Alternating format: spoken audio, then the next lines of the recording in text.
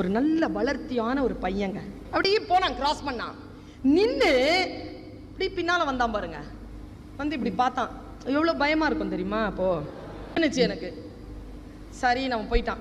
மறுபடியும் இப்படி கொஞ்சம் நேரம் பார்த்துட்டு போயிட்டான். அப்புறம் அவன் கிளாஸில் போனால் அவன் இருக்கிறான் பின்னால்.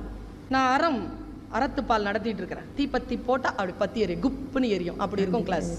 அப்படி பார்த்துட்டே இருக்கிறேன். அவன் குடு குடு குடு குடுன்னு ஏதோ எழுதுறான். வெறுப்பாக இருந்துச்சு. என்னடா என்ன பண்ணுறாரு? அவன் எழுந்துருச்சுல, நீங்கள் பேசுகிறீங்க, நான் என்னன்னு கேட்டேனா அப்படின்னு உட்காடுறான். இந்த பாரு, நான் வெளியில் வந்தால் தான் பயந்த மாதிரி நடிப்பேன், மேடையிலலாம் வந்துட்டேன், கிளாஸ்லலாம் வந்துட்டேன்னா சிங்கம் புலி யானை கூட ஒன்றும் பண்ண முடியாது, அந்த அளவுக்கு இருப்பேன் ஃபோர்ஸ்ஃபுல்லாக.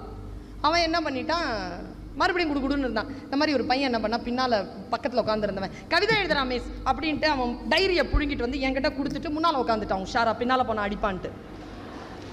நான் பிரித்து படிக்கிறேங்க என்ன எழுதுறான்ட்டு.